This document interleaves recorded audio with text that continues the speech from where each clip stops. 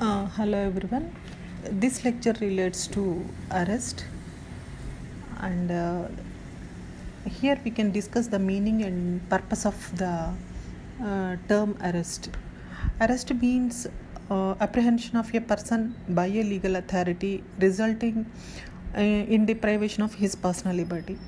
For instance, when a police officer apprehends a pickpocket, he is arresting the pickpocket, but when a dacoit apprehends a person with a view to extract ransom, the dacoit is not arresting that person but wrongfully confining him. Further, every compulsion or physical restraint is not arrest, but when the restraint is total and deprivation of liberty is complete, that would amount to arrest. And coming to this slide, here we can discuss the when an arrest of a person might be necessary. So here we can see the following circumstances where the arrest of a person is compulsory. The first one is for securing attendance of an accused at trial. So when a person is to be tried on the charge of some crime, his attendance at the time of trial becomes necessary. If his attendance is not likely to be ensured by issuing a notice or summons to him, probably his arrest and detention is the only effective method of securing his presence at the trial. And the second circumstance is as a preventive and precautionary measure. For example, if there is imminent danger of the commission of a serious crime, for example, cognizable offense, arrest of the person intending to commit such a crime may be necessary as a preventive measure. So there may be other circumstances where it is necessary as a precautionary measure to arrest a habitual offender or an ex-convict or a person found under suspicious circumstances. And the third circumstance is for obtaining correct name and address. When a person, on being asked by a police officer, refuses to give his name and address, then under certain circumstances it would be proper on the part of the police to arrest such a person with a view to ascertain his correct name and address. And the fourth circumstance is for removing obstruction to the police. So whoever obstructs a police officer in the execution of his duty would be and should be liable to arrest then and thereby such a police officer.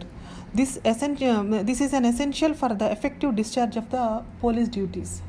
So in such circumstances, the police officer can arrest the person.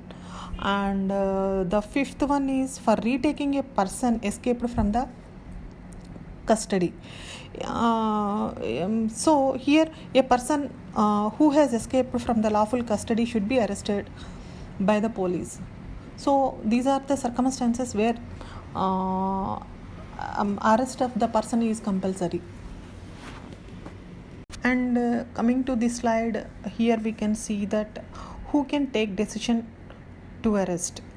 So we know the circumstances in which arrest of a person is essential or at least desirable. So the determination as to the exercise of such circumstances and the consequent decision to arrest should be made fairly, having due regard to the liberty of the individual and the interest of the society.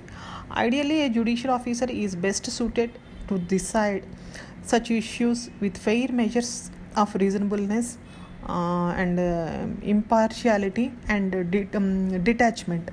Therefore, basically, it is for a magistrate to make an arrest decision on the information generally obtained from the police or the complainant. If the magistrate makes a decision to arrest, he would issue a warrant of arrest.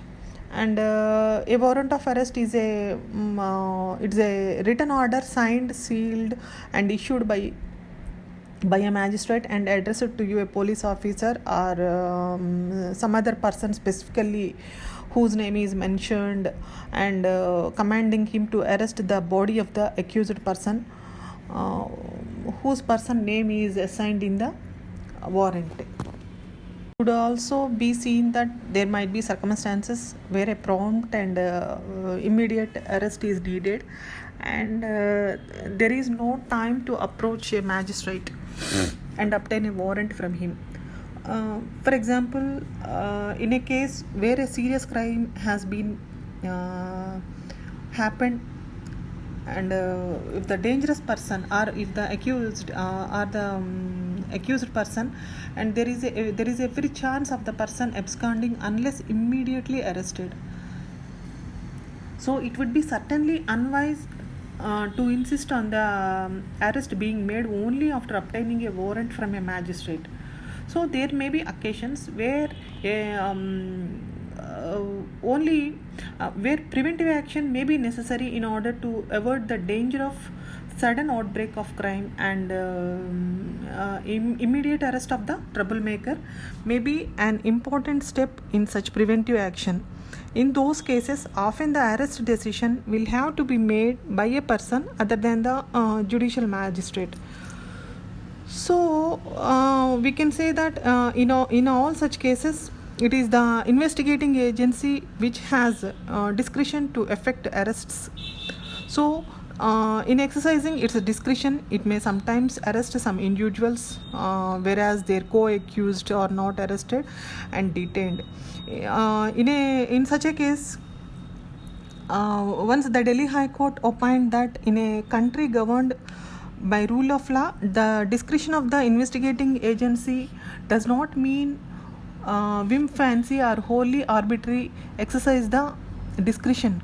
So, in all cases where arrests are made by the investigating agency, however, the Criminal Procedure Code contemplates a judicial scrutiny soon after such arrest.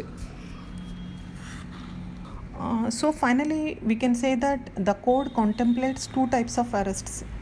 The first one is arrest made in pursuance of a warrant issued by the magistrate, and arrest made without such a warrant but made in accordance with some legal provisions permitting such an arrest.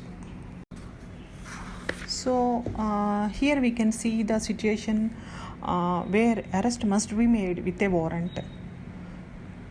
So we have earlier seen the distinction between cognizable and non-cognizable offences. Where a person has been concerned in a non-cognizable offence, he cannot, except in a few cases to be considered later, be arrested without a warrant. So the Criminal Procedure Code, however, does not expressly empower a magistrate to issue a warrant of arrest before taking cognizance of any such offence. Much less does it mention the circumstances in which such a warrant can be issued.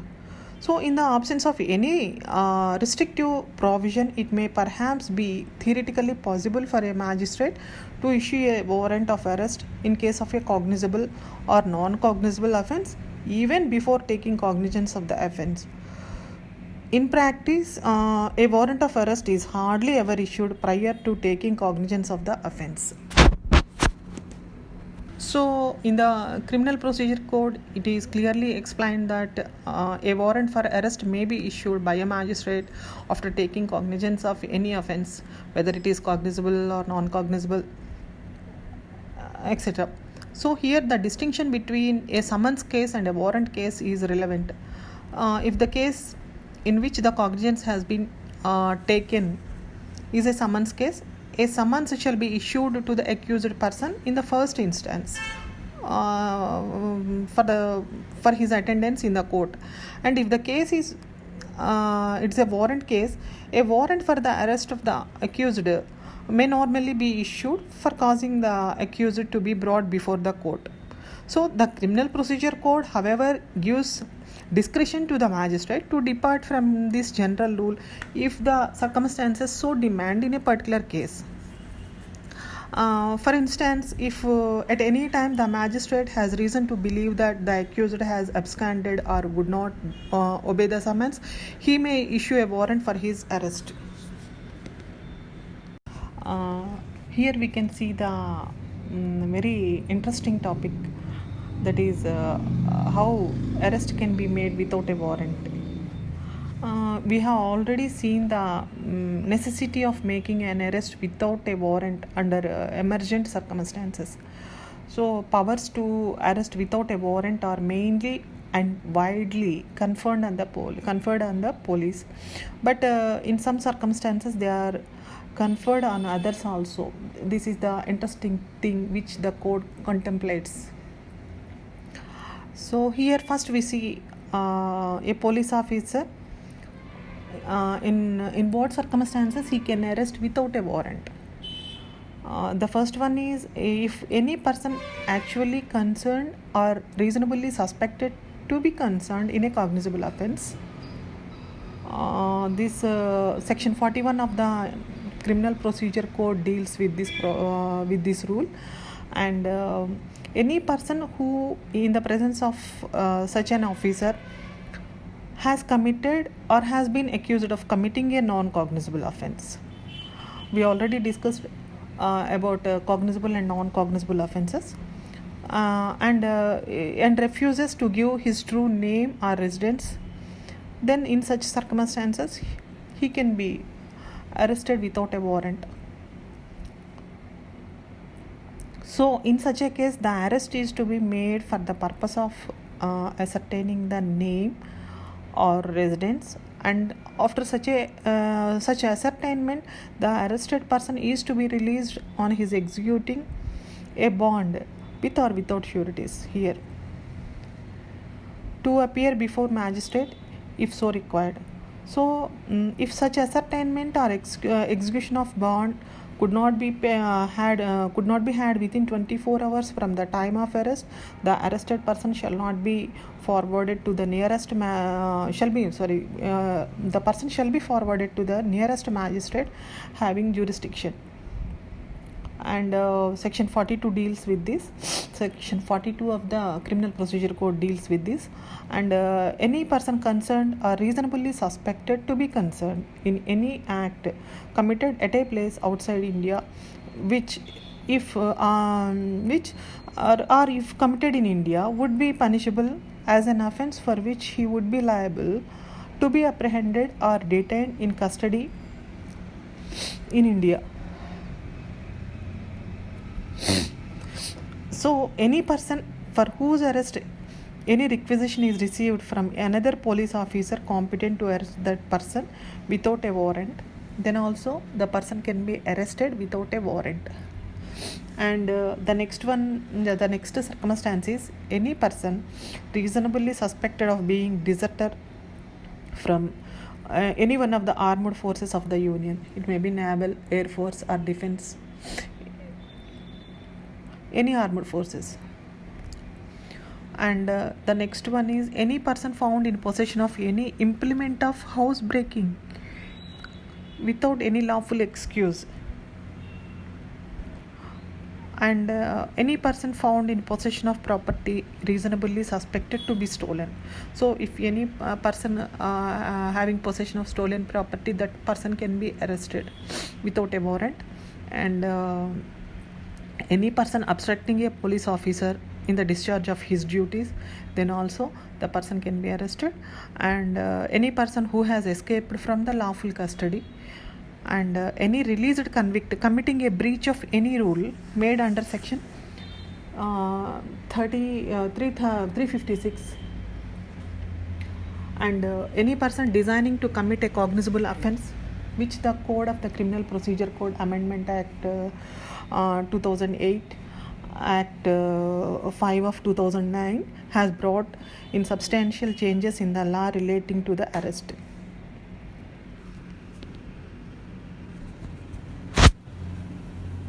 So according to the Amendment Act, a police officer may arrest without warrant under the following circumstances: where a person that is where a person has committed a cognizable offence in the presence of a police officer, and where a reasonable complaint has been made or credible information has been received, or a reasonable suspicion exists that a person has committed a cognizable offence punishable with imprisonment for a term which may be less than 7 years, or which may extend to 7 years.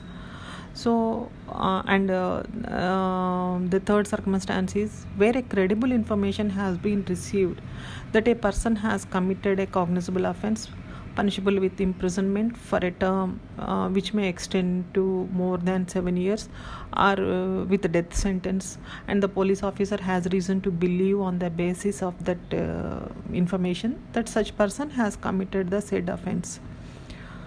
So in all these circumstances the police officer can arrest without warrant.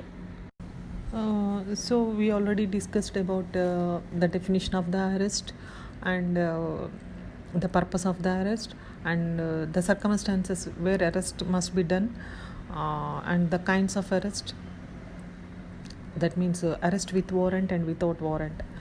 Here we can see in this slide we can discuss about arrest, how it can be made. So whether the arrest to be made is with a warrant or without a warrant, it is necessary that in making such an arrest the police officer or other person making the same actually touches or confines the body of the person to be arrested, unless there be a submission to custody by word or action. An oral declaration of arrest without actual contact or submission to custody will not amount to arrest. But where a woman is to be arrested, the police officer shall not touch the person of the woman for effecting his arrest. In case of woman, submission to custody on an oral intimation of arrest shall be presumed unless the circumstances indicate to the contrary. So according to section 41B of the Criminal Procedure Code, every police officer making arrest shall bear an accurate, visible and clear identification of his name, which will facilitate easy identification.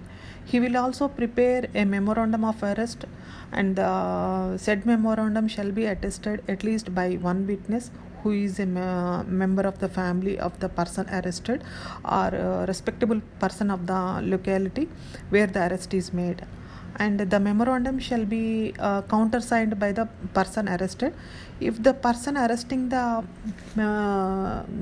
memorandum is not a member of the family of the arrested person, the police officer shall inform the arrested person of his right to have a relative or a friend named by him to be informed of the arrest.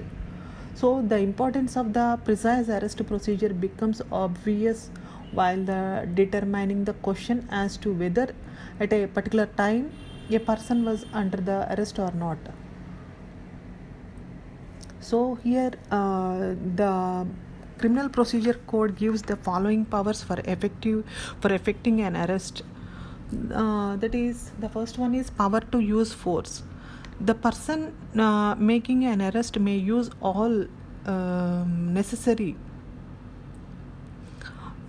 means to make the arrest. If the person to be arrested resists the power to use necessary resists the endeavor to arrest him or attempts to evade the arrest. However, the power to use necessary force for making an arrest shall not extended to causing the death of a person who is not accused of an offense punishable with death or with imprisonment for life.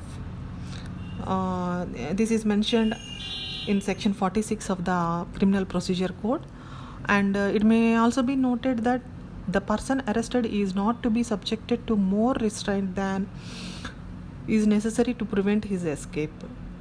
And the second one is power to search a place. An occupier of a house is under a legal duty to afford to the police and to any person acting under a warrant of arrest all the facilities to search the house for the purpose of making arrests. If such facilities are denied or obstructions are put in the search, the police officer shall have power to use force for getting entry into the house for search and also for the purpose of liberating himself in case if he is detained in the house. So these are the powers. These powers are subject to reasonable restrictions if the part of the house to be searched is in occupation of any Pardhanashin woman. So Section 47 of the Criminal Procedure Code contains this rule. And the next one is power to pursue. So the police has power to pursue. A police officer may, for the purpose of arrest, without warrant, any person whom he is authorized to arrest, pursue such a person into any place in India. So in case of the arrest, the arrest is to be made under a warrant. Section 77 of the Criminal Procedure Code makes it clear that warrant may be executed at any place in India. However, when a warrant of arrest is to be executed outside the local jurisdiction of the court issuing it, a special procedure as prescribed in section 78 to 81 of the Criminal Procedure Code will have to be followed. So this is the rule about taking warrant outside the jurisdiction of the courts. And the next one is power to obtain assistance. A police officer can reasonably ask any person to assist him in taking of or preventing the escape of any other person whom he is authorized to arrest. The person asked to assist is under a legal obligation to give assistance, and any intentional failure on his part is punishable under section 187 of IPC. And the next one is power to require subordinate officer to arrest. So any officer in charge of a police station or any police officer making an investigation under chapter 12 of the code can require any subordinate officer to arrest without a warrant any person who may lawfully be arrested without a warrant, and shall deliver to the officer so required an order in writing specifying the person to be arrested and the officer or other cause for which the arrest is to be made. And the next one is power to re-arrest escapee. If a person in lawful custody escapes or is rescued, the person from whose custody he escaped or was rescued may immediately pursue and arrest him in any place in India. So the person making such a re-arrest shall have the same powers and duties as mentioned in the above in respect of using force for arrest and search of place, etc. Here we can discuss after arrest procedures. So the procedures which are mentioned in Criminal Procedure Code are search of the arrested person. Whenever a person who is arrested cannot legally admitted to bail or who is unable to furnish bail, the police officer making the arrest may search such a person and place in safe custody all articles other than necessary wearing apparel found upon him. So a receipt of showing the articles so seized shall be given to such a person, and the police officer failure to take out a recovery memo and irregularity was however held not vitiating the trial. This was held in Mahadeva versus State. Where the arrested person is a woman, the search shall be made by another woman with strict regard to decency. And the next step is seizure of offensive weapons. The police officer or other person making any arrest may take from the person arrested any offensive weapons which he has about his person, and shall deliver all weapons so taken to the court or officer before which or whom the arrested person is to be produced. It is under section 53 of the Criminal Procedure Code. The procedure must be taken. And the next one is medical examination of the accused. If the offense which the arrested person is charged is of such a nature and is alleged to have been committed under such a circumstance that the evidence as to be the commission of the offense would be afforded by the medical examination of such an arrested person, then at the instance of a police officer not below the rank of a sub-inspector of police, such an examination could be made by a registered medical practitioner in order to ascertain the facts that might afford such evidence. For the purpose of such medical examination, such force as is reasonably necessary could also be used. If the person to be so examined is a woman, the examination shall be made by or under the supervision of a registered lady medical practitioner. So these are the procedures after arrest. And this is also another important and interesting topic, that is rights of the arrested person. So arrested person also have some rights according to the Criminal Procedure Code. The first right is right to be informed of the grounds for arrest. So in every case of arrest with or without warrant, the person arresting shall communicate to the arrested person without delay the grounds for arrest. So this is a precious right of the arrested person and has been recognized by the Constitution as one of the fundamental rights. Article 22(1) of the Constitution says this, and timely information of the grounds of arrest serves the arrested person in many ways, because it gives him an opportunity to remove any mistake, misapprehension or misunderstanding, if any, in the mind of the arresting authority, and it also enables him to apply for bail or for a writ of habeas corpus or to make other expeditious arrangements for his defense. And the second right of the arrested person is right to be informed of right to bail. Every police officer arresting without a warrant any person other than a person accused of a non-bailable offense is required to inform the person arrested that he is entitled to be released on bail, and that he may arrange for sureties on his behalf. And the third right is right to be produced before a magistrate without delay. In case of every arrest, whether the arrest has been made with or without a warrant, the person arresting is required without unnecessary delay and subject to the provisions regarding bail to produce the arrested person before the magistrate or court having jurisdiction in the case. And the last right is right of not being detained for more than 24 hours without judicial scrutiny. So in case of every arrest, the person making the arrest is required to produce the arrested person without unnecessary delay before the magistrate, and it has been categorically provided that such a delay in no case shall exceed 24 hours, exclusive of the time necessary for the journey from the place of arrest to the court of magistrate. If it is not complied with, the detention shall be unlawful. So when the arrested person is produced before a magistrate, it is his duty either to release him on bail or to remand him. So this is all about the procedure of arrest.